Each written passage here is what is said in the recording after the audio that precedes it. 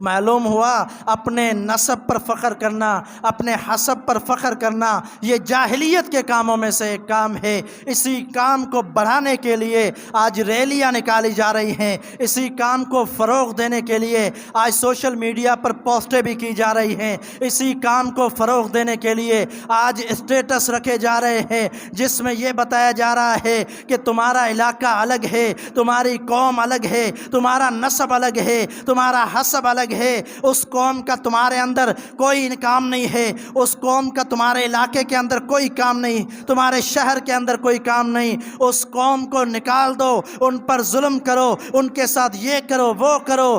نبی علیہ السلام کے حجۃ الوداع کے خطبے پر اگر غور کیا جائے اس کے اندر اللہ کے رسول صلی اللہ علیہ وسلم نے اس فرقہ واریت کی، اس عصبیت اور لسانیت کی بڑی شدید مذمت کی ہے۔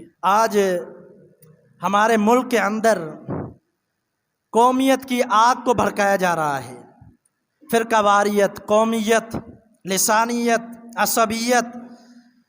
سلسلہ صحیحہ کے اندر حدیث ہے، نبی علیہ السلام نے فرمایا اربع فی امتی من امر الجاہلیہ، فرمایا کہ میری امت کے اندر 4 ایسے کام ہیں جو جاہلیت میں سے ہیں، جو لوگوں کے اندر موجود تھے جب لوگ جاہلیت کے اندر تھے، دور جاہلیت کے اندر جب نبی صلی اللہ علیہ وسلم کو نبوت نہیں ملی تھی، اس وقت جو لوگوں کے اندر باتیں موجود تھی، نبی صلی اللہ علیہ وسلم نے فرمایا میری امت کے اندر بھی یہ باتیں ہوں گی۔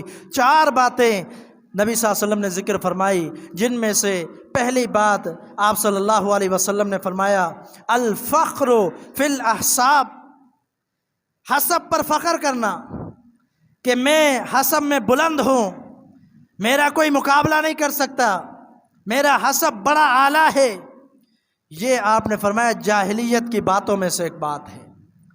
پھر آپ نے فرمایا الطعن فی الانساب، نسب کے اندر طعنہ زنی کرنا کہ تمہارا نسب گھٹیا ہے، تمہارا نسب فلاں سے چلتا ہے، تمہارا نسب ایسا ہے، تمہارا نسب ایسا ہے۔ آپ نے فرمایا نسب میں طعن کرنا یہ بھی جاہلیت کے کاموں میں سے ایک کام ہے۔ اور پھر فرمایا الاستسقاء بالنجوم، اور ستاروں سے بارش طلب کرنا، یہ جو ستاروں کی پرستش کرنے والے لوگ یہ ستاروں سے بارش طلب کرتے ہیں، جاہلیت کے اندر بھی ایسا ہوتا تھا۔ آپ نے فرمایا یہ کام بھی جاہلیت میں سے ہے۔ پھر آپ صلی اللہ علیہ وسلم نے آخر میں یہ فرمایا کہ یہ کام الاستسقاء بالنجوم، اس کے بعد آپ صلی اللہ علیہ وسلم نے فرمایا کہ والنیاح، چوتھی بات نوحہ کرنا، کوئی مشکل آ جائے، کوئی پریشانی آ جائے، اپنے آپ کو پیٹنا، گریبان پھاڑنا، عورتوں کی عادت ہوتی ہے، کوئی فوت ہو جائے زور زور سے چلانا، اپنے آپ کو مارنا، ماتم کرنا۔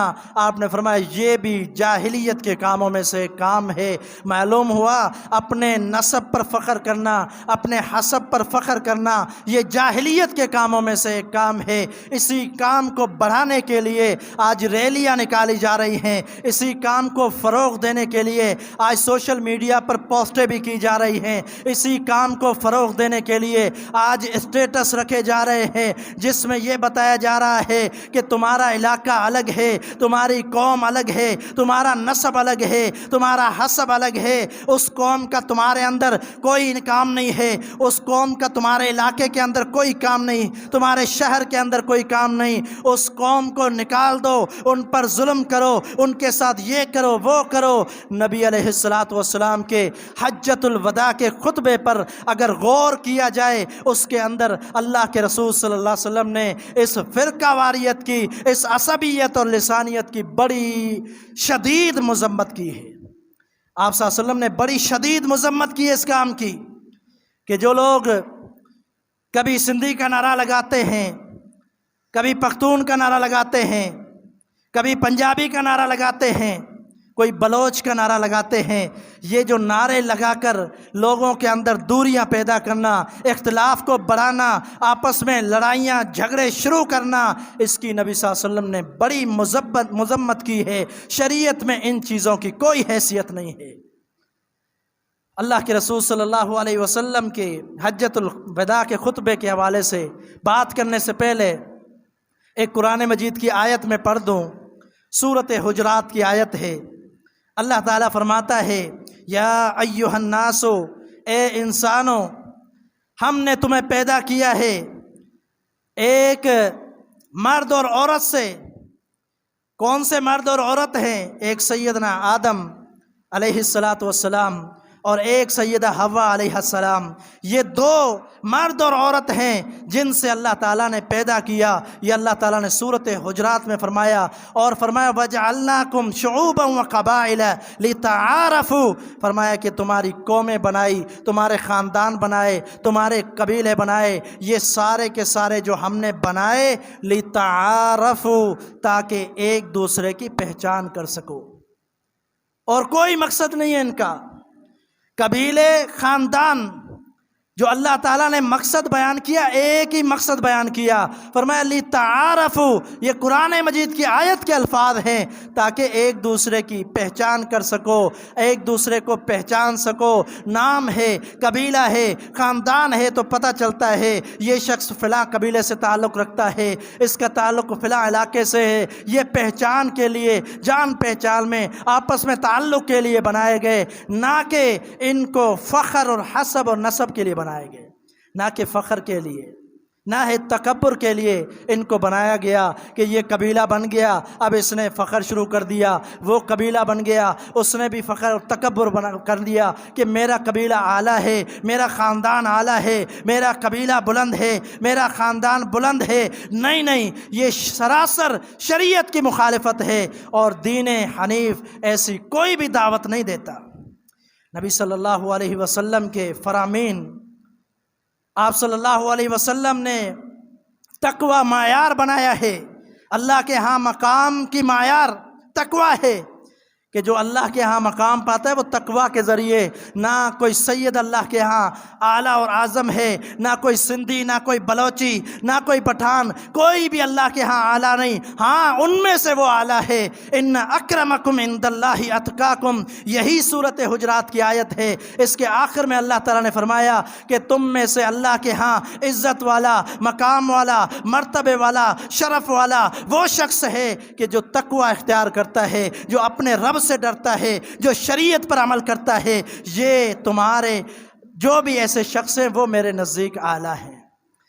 اللہ کے ہاں یہ معیار ہے۔ کوئی خاندان، قبیلہ، کوئی قوم اللہ کے ہاں معیار نہیں ہے۔ اللہ کے ہاں معیار تقوی، پرہیزگاری، اللہ کا خوف، یہ معیار ہے۔ تو پھر ان کو لے کر فتنہ و فساد کرنا، اس کا مطلب یہی ہے کہ امر جاہلیت کو دوبارہ لانے کی کوشش کی جا رہی ہے۔ اور ایسے لوگ آپ کو جو بھی ملیں گے جو قومیت کا نعرہ لگاتے ہیں، عصبیت کا نعرہ، آپ کو نظر آئے گا کہ یہ جو مذہبی لوگ ہیں ان کے سب سے بڑے دشمن نظر آئیں گے، مذہبی لوگوں کے دشمن نظر آئیں گے۔ وجہ کیا ہے؟ کیونکہ جو مذہبی ہوگا، جو دین والا ہوگا، جو شریعت کو سمجھنے والا ہوگا، وہ یہ کہے گا کہ یہ لسانیت کی جنگ ہے، یہ کوئی جہاد اور دین نہیں ہے۔ یہ کہے گا یہ عصبیت ہے، یہ کہے گا کہ قرآن و حدیث اور پیارے پیغمبر نے اس سے منع کیا ہے۔ یہی جگ ان کی مذہبی لوگوں کے ساتھ بھی ہے، اور پھر برا بلا بھی کہتے ہیں، کیونکہ یہ ہمیں کیوں کہتے ہیں کہ سندھی کا نعرہ نہ لگاؤ، فلاں نعرہ نہ لگاؤ، قوم کا نعرہ نہ لگاؤ۔ اسی وجہ سے ان سے بھی ناراض ہوتے ہیں اور ان پر بھی کیچڑ اچھالتے ہیں۔ نبی علیہ السلام کا آخری حج، حجۃ الوداع، وہ حج جس کے اندر نبی علیہ السلام نے فرمایا الیوم اکملت لکم دینکم واتممت علیکم نعمتی ورضیت لکم الاسلام دینا۔ اللہ تعالیٰ کا فرمان نازل ہوا قرآن مجید کا کہ آج کے دن تمہارا دین مکمل ہو چکا، دین مکمل ہو گیا۔ اب دین کے اندر کوئی چیز داخل کرنے کی گنجائش نہیں ہے، اور نہ ہی دین سے اپنی مرضی سے کچھ کمی کرنے کی گنجائش ہے۔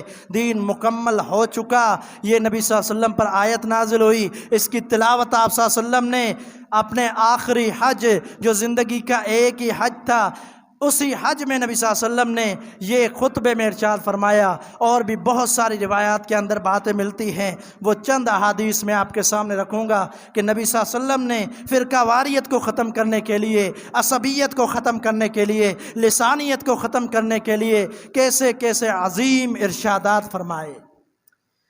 رسول اللہ صلی اللہ علیہ وسلم نے فرمایا، یا ایھا الناس الا ان ربکم واحد، اے انسانوں، کتنا مجمع تھا، سب سے آپ صلی اللہ علیہ وسلم نے مخاطب ہو کر فرمایا، اے انسانوں، اور یہاں سے یہ بھی مراد ہے کہ جو یہاں موجود نہیں ہیں ان کے لیے بھی پیغام ہے، یا ایھا الناس، اے انسانوں۔ اللہ کے رسول صلی اللہ علیہ وسلم نے سب کے لیے یہ پیغام بھیج دیا، اور پھر آخر میں آپ نے یہ بھی فرمایا کہ جو لوگ یہاں موجود نہیں ہیں تو جانے والے جا کر ان کو اطلاع دے دے، ان کو جا کر میرا پیغام سنا دے۔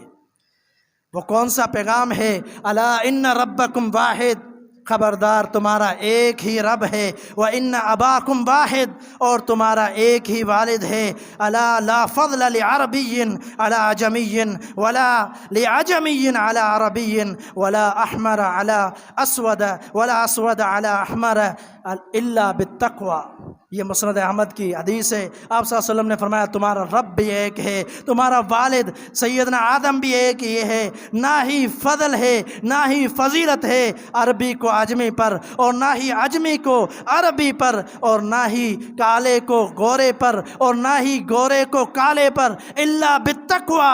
نبی صلی اللہ علیہ وسلم نے وہی قرآن مجید آیت کی تشریح فرما دی کہ تقوی کے ساتھ تمہاری عزت اور مقام ہے اللہ کے ہاں۔ اللہ کے ہاں نہ گورے کی کوئی فضیلت ہے، نہ کوئی کالے کی کوئی فضیلت ہے، کوئی بھی کلر ہو، کوئی بھی چہرہ ہو، کوئی بھی شناخت اور پہچان ہو، اس کی اللہ کے ہاں کوئی بھی عظمت نہیں ہے، کوئی بھی مقام نہیں ہے۔ ہاں الا بالتقوی، اگر تقوی والے ہو، پرہیزگاری والے ہو، اپنے رب سے ڈرنے والے ہو، پھر اللہ رنگ کو نہیں دیکھتا، حسب نسب کو نہیں دیکھتا، اللہ تعالیٰ دیکھتا ہے کہ یہ شخص مجھ سے ڈرنے والا ہے، اس کو اللہ تعالیٰ مقام اور مرتبہ عطا فرماتا ہے۔ پھر آپ صلی اللہ علیہ وسلم کے اسی حجۃ الوداع کے خطبے میں ایک اور حدیث کے اندر جو الفاظ ہیں وہ یہ ہیں کہ آپ صلی اللہ علیہ وسلم نے سوال کیا کہ لوگوں یہ بتلاؤ کہ یہ کون سا مہینہ ہے؟ صحابہ فرماتے ہیں کہ ہم نے نہیں بتلایا، اور ہم نے یہ سوچا کہ نبی صلی اللہ علیہ وسلم شاید اس کا کوئی نیا نام بتلائے۔ پھر آپ صلی اللہ علیہ وسلم نے فرمایا کیا یہ ذی الحجہ نہیں ہے؟ تو صحابہ فرماتے ہیں ہاں اللہ کے رسول یہی ذی الحجہ کا مہینہ ہے۔ پھر آپ صلی اللہ علیہ وسلم نے دوسرا سوال کیا، آپ نے فرمایا کہ یہ کون سا شہر ہے؟ صحابہ نے کہا کہ ہم نے اس لیے جواب نہیں دیا کہ ہم نے سمجھا شاید نبی صلی اللہ علیہ وسلم کوئی نیا نام بتائیں۔ آپ نے فرمایا کیا یہ مکہ کا شہر نہیں ہے؟ تو ہم نے کہا ہاں اللہ کے رسول یہ مکہ ہی ہے۔ پھر آپ صلی اللہ علیہ وسلم نے فرمایا یہ بتلاؤ یہ کون سا دن ہے؟ صحابہ فرماتے ہم نے جواب نہیں دیا، ہم نے سوچا شاید نبی صلی اللہ علیہ وسلم کوئی اور ہی اس دن کا نام رکھ لیں۔ تو آپ صلی اللہ علیہ وسلم نے فرمایا کہ یہ عشرہ ذی الحجہ یوم النحر، عید کا دن، قربانی کا دن نہیں ہے۔ تو کہتے ہیں اللہ کے رسول، ہم نے کہا ہاں اللہ کے رسول یہی قربانی کا دن ہے، یہی یوم النحر ہے۔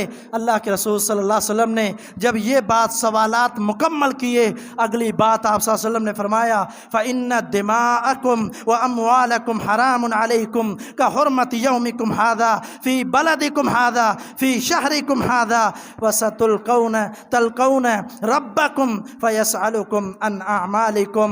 نبی صلی اللہ علیہ وسلم نے فرمایا تمہارے خون، تمہارے مال تم پر ایک دوسرے پر حرام ہیں، جس طرح یہ دن یوم النحر یہ حرمت والا ہے، اسی طرح تمہارے لیے ہر ایک کی جان، ہر ایک کی مال یہ حرمت والے ہیں، ان میں تمہارا کوئی حق نہیں ہے کہ بے جا کسی کا خون بہا دو یا کسی کے مال پر قبضہ کر دو۔ آپ نے فرمایا ان کی حرمت اسی طرح ہے جس طرح ذی الحجہ کے 10 تاریخ کی حرمت ہے، اسی طرح جس طرح اس شہر مکہ کی حرمت ہے، اسی طرح جس طرح اس مہینے کی حرمت ہے۔ آپ صلی اللہ علیہ وسلم نے فرمایا ان قریب تم اپنے رب سے ملاقات کرو گے فَيَسْأَلُكُمْ عَنْ أَعْمَالِكُمْ، وہ رب تم سے اعمال کے بارے میں سوال کرے گا۔ اعمال کیسے کر کے آئے ہو؟ کیا کسی کا بیجا خون تو نہیں بہا دیا؟ بلا وجہ کسی کا خون تو نہیں بہا دیا؟ کیا کسی کو قتل تو نہیں کر دیا؟ کیا کسی کے مال پر بلا ضرورت یا بلا مقصد قبضہ تو نہیں کر دیا؟ کیا آپ کا وہ حق بھی تھا یا نہیں؟ کسی کا حق تو نہیں مارا؟ یہ ساری باتیں اللہ تعالیٰ تم سے پوچھے گا، سوال کرے گا۔ اسی لیے ایک دوسرے کے جان کی حرمت کو جانو، ایک دوسرے کے مال کی حرمت کو جانو، نہ کسی کو قتل کرو، نہ کسی کے مال پر قبضہ کرو۔ یہ نبی صلی اللہ علیہ وسلم نے حجۃ الوداع میں نصیحت کی صحابہ اکرام کو کہ جس طرح مکہ کی حرمت ہے، جس طرح مہینے ذی الحجہ کی حرمت ہے، جس طرح یوم النحر کی حرمت ہے، اسی طرح تمہارے اپنے ایک دوسرے مسلمانوں کی آپس میں اسی طرح حرمت ہے۔ اسی طرح تم لوگوں نے ایک دوسرے کی عزت، احترام اور تکریم کرنی ہے۔ جس طرح مکے کی ذی الحجہ مہینے کی اور عید قربانی کے دن کی عزت اور تکریم اور اہمیت کو جانتے ہو، اسی طرح ایک دوسرے کی اہمیت کو جانو۔ یہ نبی صلی اللہ علیہ وسلم نے فرمایا۔ اس کے بعد کچھ اور بھی الفاظ اللہ کے رسول صلی اللہ علیہ وسلم نے بڑے سخت الفاظ ارشاد فرمائے۔ یہ روایت جو ہے ابن حبان کی ہے، صحیح ابن حبان کی، اور بھی کتب کے اندر یہ روایت ملتی ہے۔ نبی صلی اللہ علیہ وسلم نے فرمایا الا کل شیء من امر الجاہلیہ، خبردار ہر معاملہ جو جاہلیت کا معاملہ تھا، نبوت سے پہلے جو جاہلیت میں، دور جاہلیت میں کیا جاتا تھا، تحت قدمی موضوع، آپ نے فرمایا کہ میں اپنے قدموں کے تلے رون ڈالتا ہوں۔ آج جو جاہلیت کے کام تھے، آج میں اپنے پاؤں کے نیچے، قدموں کے نیچے رون ڈالتا ہوں، یعنی ان کی حیثیت میں ختم کر دیتا ہوں آج۔ اور پھر آپ صلی اللہ علیہ وسلم نے فرمایا وَدِمَاءُ الْجَاهِلِيَّةِ مَوْضُوعَةٌ، اور جاہلیت میں جو قتل ہوا اس کا بدلہ لینا، آج اس بدلے کو بھی میں اپنے قدموں کے نیچے رون ڈالتا ہوں، جس کا مطلب یہ ہے کہ اس کا بدلہ نہیں لیا جائے گا جو جاہلیت میں قتل ہوا۔ اور پھر آپ صلی اللہ علیہ وسلم نے فرمایا وَإِنَّ أَوَّلَ، فرمایا کہ سب سے پہلا جو خون ہوا، قتل ہوا، جس کا میں آج اپنے قدموں کے نیچے جس کو رون ڈالتا ہوں، وہ قتل تھا ہمارے اپنے قبیلے، اپنے خاندان کا قتل، جو ابن ربیعہ بن حارث کا قتل ہوا تھا۔ کیسے قتل ہوا تھا؟ فرمایا کہ وَكَانَ مُسْتَرْضِعًا فِي بَنِي لَيْثٍ فَقَتَلَتْهُ حُذَیل، فرمایا کہ بنی لیث قبیلے میں یہ بچہ تھا جس کو دودھ پلانے کے لیے بھیجا گیا تھا، حذیل کے قبیلے نے اس کو قتل کر دیا تھا۔ آج میں اعلان کرتا ہوں ہم حذیل قبیلے سے کوئی بدلہ نہیں لیں گے اس قتل کا، اس بدلے کو میں اپنے قدموں کے نیچے رون ڈالتا ہوں۔ یہ مطلب تھا نبی صلی اللہ علیہ وسلم کا کہ جاہلیت کے معاملات کو ختم کر دو، یہ جاہلیت کی آوازیں لگانا، جاہلیت کی طرح حسب اور نسب پر فخر کرنا اور ایک دوسرے سے انتقام لینا، فرمایا کہ اس کو میں ختم کر کر جا رہا ہوں۔ نبی صلی اللہ علیہ وسلم نے واضح طور پر اعلان کر کے گئے کہ اپنے قبیلے کا جو خون تھا اس کو بھی معاف فرما دیا، تاکہ لوگ آئندہ بدلہ نہ لے۔ اگر کوئی بھی قتل ہو جاتا ہے، کوئی بھی زیادتی ہوتی ہے، تو وقت کی جو عدلیہ ہے، وقت کے جو حکمران ہیں، ان کو ہی فیصلہ کرنا ہے، اس عدالت میں فیصلہ ہونا ہے، نہ کہ ہر کوئی ایک دوسرے کو قتل کرتا رہے۔ نبی صلی اللہ علیہ وسلم نے واضح طور پر یہ بھی فرمایا، آپ صلی اللہ علیہ وسلم نے فرمایا کہ لا ترجعوا بعدی، آپ صلی اللہ علیہ وسلم نے فرمایا کہ میرے بعد دوبارہ کفریہ کاموں میں نہیں پڑ جانا، میرے بعد دوبارہ گمراہیوں کے اندر نہ چلے جانا۔ کیوں فرمایا؟ آگے حدیث کے الفاظ ہیں، آپ نے فرمایا ایسا نہ ہو کہ میں چلا جاؤں دنیا سے، اس کے بعد تم لوگ ایک دوسرے کی گردنیں مارنے لگ جاؤ، ایک دوسرے کو قتل کرنے لگ جاؤ۔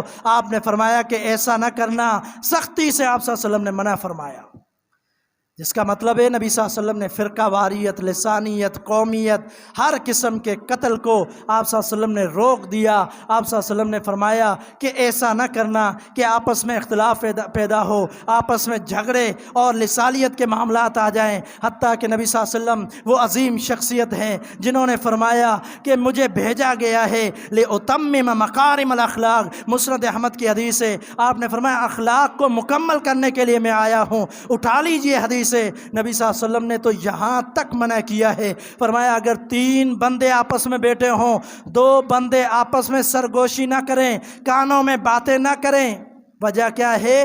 اس لیے کہ اس وجہ سے تیسرے بھائی کو تکلیف ہوگی، ایسا نہ کریں۔ اب یہاں کتنا عظیم درس دیا جا رہا ہے، اور وہاں دیکھیں قتل کرنے سے بھی لوگ نہیں رہتے، قتل بھی کر دیتے ہیں، ظلم بھی کر دیتے ہیں، بہت بڑی مصیبتیں بھی کھڑی کر دیتے ہیں۔ حالانکہ نبی صلی اللہ علیہ وسلم نے اس بات سے بھی منع فرمایا جس سے کسی کے دل میں تکلیف ہو، دماغ میں کوئی غلط سوچ آئے، فرمایا کہ یہ بھی نہ کرو۔ تو اللہ کے رسول صلی اللہ علیہ وسلم کی یہ دعوت تھی، اور آپ صلی اللہ علیہ وسلم نے، آخری بات کر رہا ہوں کہ نبی علیہ السلام نے جب ہجرت کی، صحابہ اکرام نے ہجرت کی، تو آپ صلی اللہ علیہ وسلم نے ہجرت کے بعد جو کام کیا تھا مدینہ کے اندر، آپ نے مواخات قائم کی تھی۔ سب جانتے ہیں کہ مواخات کیسے قائم ہوئی تھی۔ نبی صلی اللہ علیہ وسلم نے انصاری کو مہاجر کا بھائی بنا دیا، کسی کو کسی کا بھائی بنا دیا، کسی کو کسی کا بھائی بنا دیا۔ وہ مکے کے رہنے والے، وہ مدینے کے رہنے والے یہاں آئے، نبی صلی اللہ علیہ وسلم نے بھائی بھائی قرار دے دیا، حتیٰ کہ آپ صلی اللہ علیہ وسلم نے ایسا ان کے ہاں مواخات قائم کی کہ اس کے بعد کبھی ان کے اندر کوئی جھگڑا نہیں ہوا، لڑائی نہیں ہوئی۔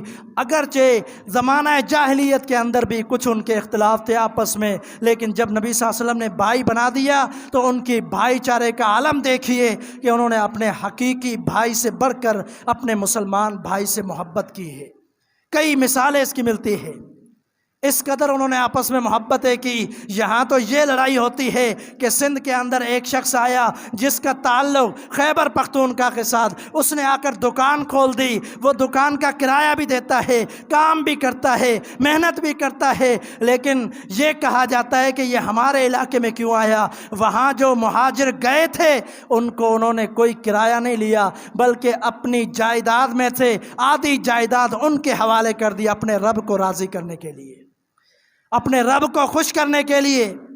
نہ کہ یہ کیا کہ اللہ کے رسول یہ ہمارا علاقہ ہے، آپ دوسروں کو کیوں لے کر آئے ہیں؟ نہیں نہیں، نبی صلی اللہ علیہ وسلم نے قیامت تک کے لیے یہ پیغام چھوڑ دیا کہ مسلمان، یہ ساری زمین، جتنی بھی زمین ہے، یہ اللہ کی ملکیت ہے، کسی کی اس پر کوئی حکمرانی، حقیقی حکمرانی اللہ کی ہے، یہ اللہ کی ملکیت ہے۔ اگر کوئی کسی کو کرایہ دے کر کوئی رہنا چاہتا ہے، اس کی زمین میں جو دنیاوی طور پر رجسٹریشن کے طور پر کسی کے نام پر کر دی گئی ہے تو اس کو حق حاصل ہے، کیونکہ نبی صلی اللہ علیہ وسلم نے یہ فیصلہ قائم کر دیا کہ دنیا کا کوئی مسلمان کسی بھی علاقے کے اندر جا سکتا ہے اور وہاں رہ سکتا ہے۔ یہ شریعت کا حکم ہے، یہ شریعت نے کہا ہے، اور اللہ تعالیٰ نے قرآن مجید میں فرمایا کہ اے ایمان والو اپنے بھائیوں کی اصلاح کرواؤ۔ یہ نہیں ہے کہ لڑائیوں کو زیادہ بھڑکاؤ اور خود بھی ایسی باتیں کرو جس سے اور زیادہ فرقہ واریت بڑھ جائے، بلکہ آپس میں ایک دوسرے کی اصلاح کرواؤ، آپس میں محبتیں پیدا کرو، نفرتیں پیدا نہ کرو۔